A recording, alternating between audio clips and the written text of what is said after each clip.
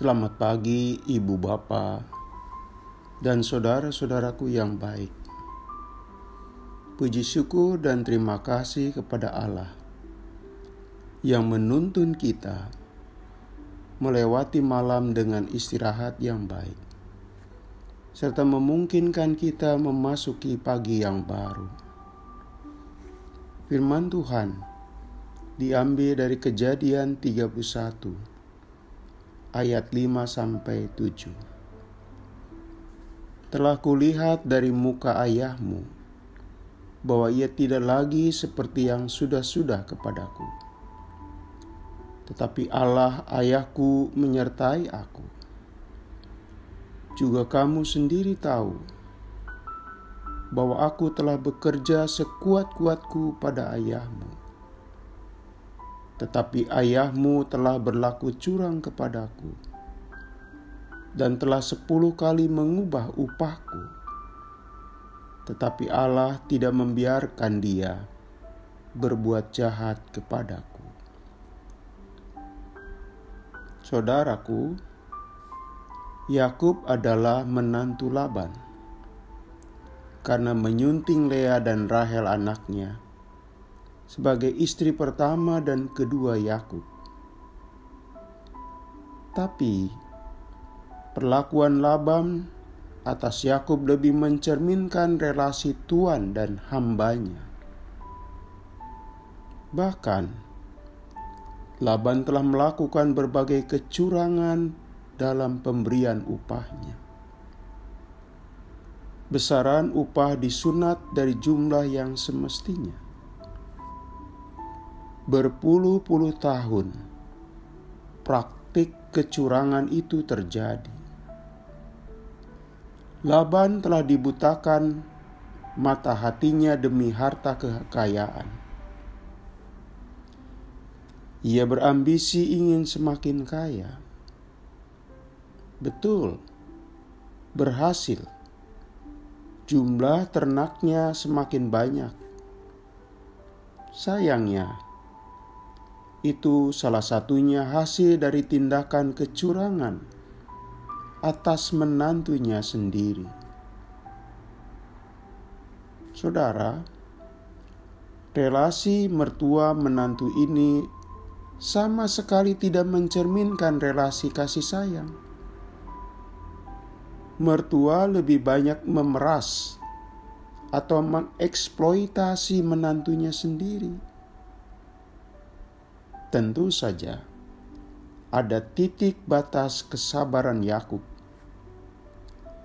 Ia bersama kedua istrinya akhirnya bersepakat meninggalkan Laban.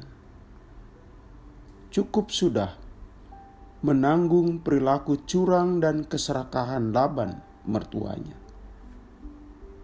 Menantu dan anak-anak bulat tekadnya meninggalkan Laban. Sudah hilang kesabaran menghadapi mertua dan ayah yang kemaruk harta. Sudah saatnya Yakub mengajak Lea dan Rahel pulang. Meski pada waktu itu relasi Yakub dan Esau belum pulih. Tapi yang penting keluar dulu dari lingkungan rumah Laban.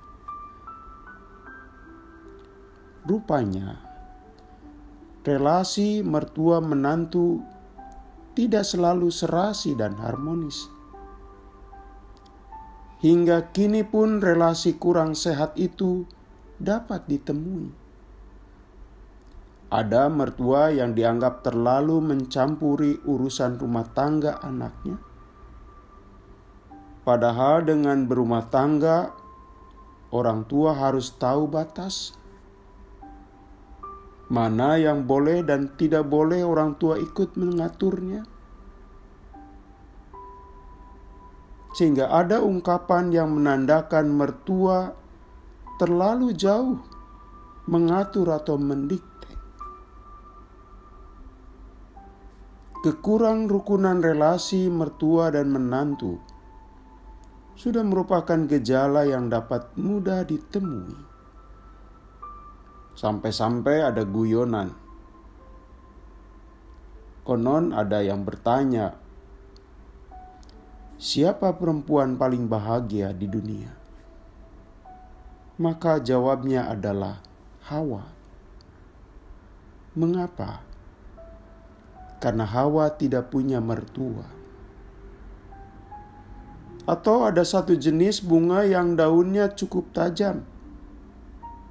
Nama bunga itu bunga lidah mertua. Guyonan ini menunjukkan untuk mengungkapkan adanya ketidakserasian menantu dengan mertuanya. Saudaraku, relasi mertua dan menantu hendaknya mencerminkan relasi dua orang yang saling mengasihi. Mertua melihat menantunya bukan untuk mendapat keuntungan, entah terselubung atau terbuka. Jika kita punya menantu, dia itu harus diperlakukan tidak kurang sebagai anak. Karena menantu itu adalah belahan hati dari anak kita. Sayang sekali, Laban gagal mempraktikkan hal itu. Melihat menantu bagaikan buruh, diperas tenaganya untuk menarik keuntungan sendiri. Bukan memandangnya sebagai sosok anak yang perlu dicintai dan dikasihi. Demikian juga sebaliknya. Ada saja kasus menantu yang memoroti mertuanya yang kaya. Dengan cerdik, tapi sayangnya malas, justru si menantu hidup berteduh pada kekayaan mertua tanpa mau bekerja keras. Ini pun bentuk eksploitasi, memanfaatkan orang yang harusnya dihormati, malah jadi objek meraih keuntungan pribadi. Saudaraku, dalam menjalani hidup perkawinan, maka suasana bahagia juga ikut ditentukan. Relasi mertua dengan menantunya, kiranya sikap saling hormat, saling mengasihi, saling menghargai, menjadi bagian nyata dalam hidup kita. Sehingga mertua tidak mengeluh terus tentang anak menantunya. Atau juga sebaliknya, mertua tidak kecewa terus dengan sikap dan perilaku menantunya. Mari kita berdoa. Tuhan, tuntunlah kami menjadi mertua atau menantu yang menaruh hormat dan cinta kasih sejati satu sama lain dalam relasi sehari-hari. Dalam nama Tuhan Yesus kami berdoa. Amin. Selamat pagi saudara-saudara. Selamat beraktivitas dengan Pendeta Supriyatno. Tuhan memberkati.